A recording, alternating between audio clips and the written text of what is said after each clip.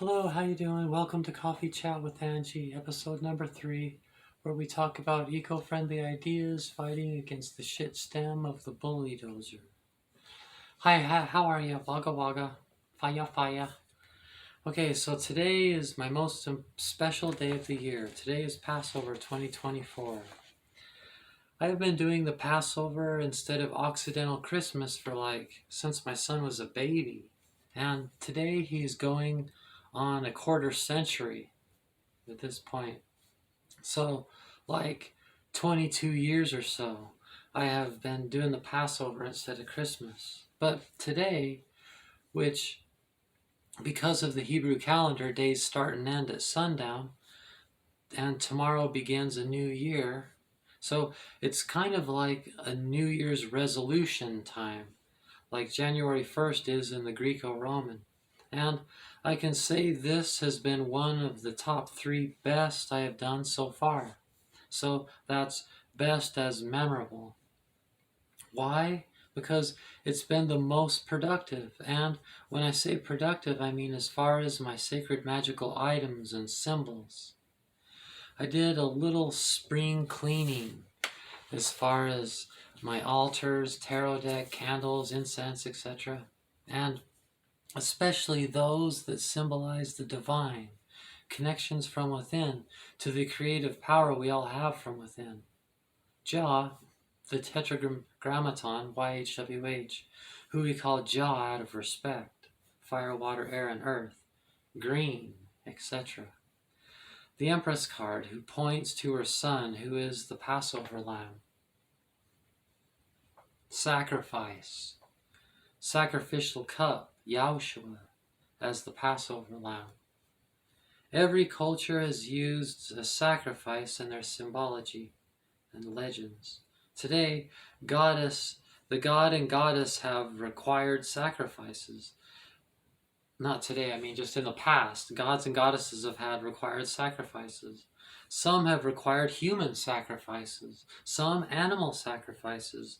The Hebrews picked a lamb, scapegoated everyone's sins onto it, being innocent, and the deity is satisfied. This was the Passover, and it's what the Passover means today for the Yah Sui. Number 1, Yahushua is the sacrificial lamb. Number 2, no need to ever use killing as a sacrifice, as long as you choose this deity, and not the only one like that. The Yah Sui view of the meaning of the Passover, Jah. The Yah Sui used candle magic to make a symbol for the divine, the King and Queen of Heaven, Yahushua and Mother Mary. All other incarnations point at Haile Selassie and Empress Menen, his wife, but they point back to Yahushua, the Passover Lamb. Okay. Here you can see this year I did it a lot. So I started a new tradition where I'll kind of spring clean all my symbols and everything and redo I reorganized this so it makes a lot more sense. See, I've got like a place for the sacrifice with tobacco, coffee, and a little of Angie's magic seasoning, and I put a little of the same in here in the chalice that symbolizes the womb of the universe, and 2 shells and a crystal as a phallic symbol. And tobacco that I use to give thanks to the mountain when I go hiking. I don't smoke it, I bury it in the ground. And I usually have an incense here. Started a new candle. It could be any color depending on what you're doing. And then the candle over there that symbolizes for everything. And just reorganized everything. Here you can see nothing's lit because the ceremony was last night. You know, the Last Supper, the Passover supper. So here's where I ate the unleavened bread and did everything and have the other candles lit and everything.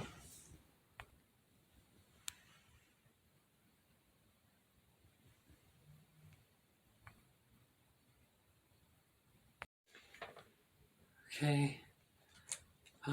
So there you can see, and then I always try to cross myself at least once. The things you do on the Passover are things that, you're re-establishing and everything's focused on that day. So the question becomes, what is sin?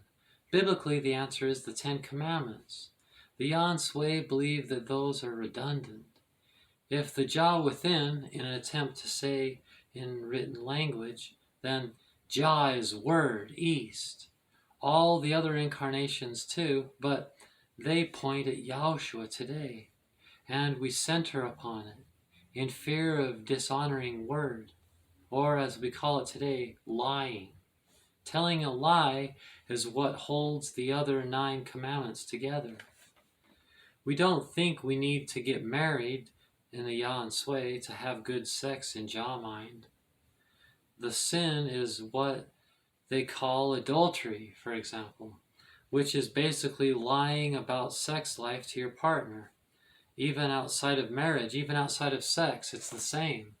If we are saying to ourselves and others that we are a good, loving, kind, patient, mature, and productive person, then not doing that would be a lie.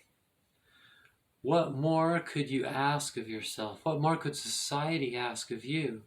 Stay honest and don't kill. So then, there's 2 of them, isn't there? Do not lie and do not kill. So, Yahushua ends the need to kill. He fulfilled the need for this particular deity, Jah, the Tetragrammaton, fire, water, air, and earth. Jah no longer needs a killing sacrifice.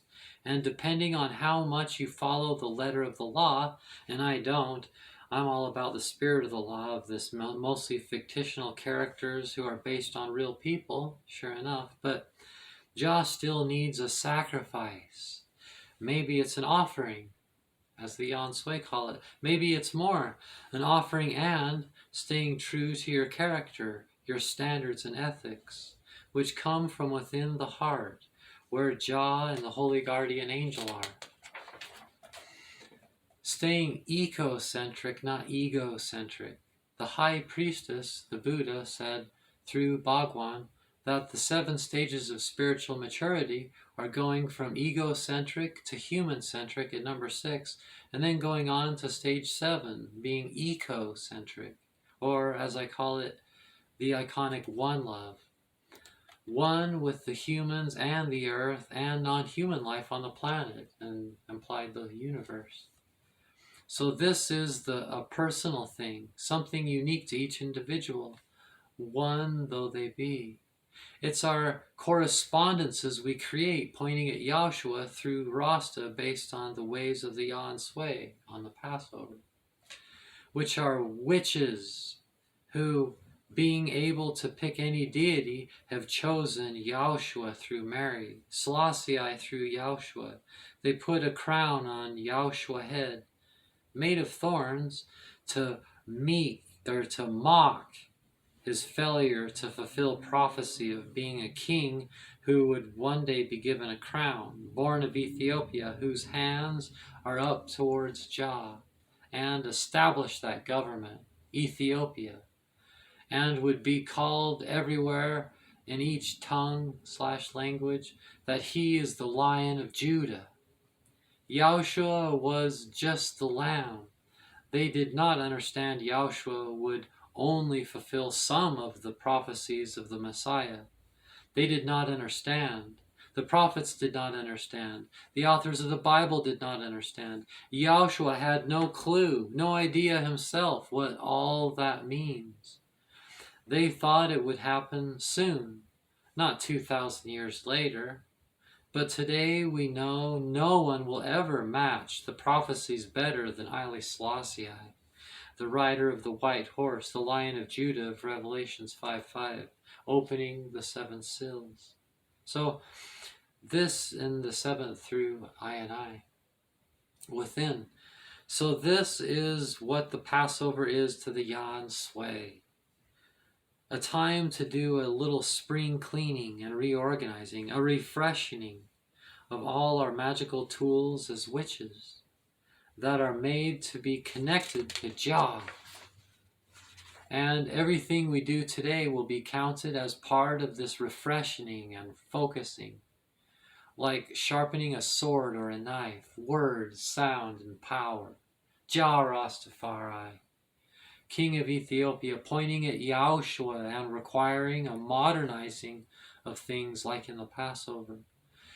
He honors the sacrifice of Yahushua on the cross, adding that history, partially fictitious though it be, to the meaning of the healing power of the cross.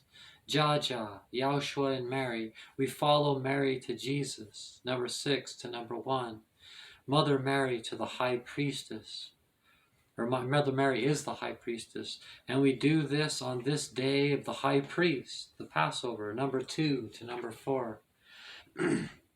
And we call this day the Passover, the day to review the healing power of the cross, Yahushua, according to the legend, as he asked us to do with the Passover each year, according to the context.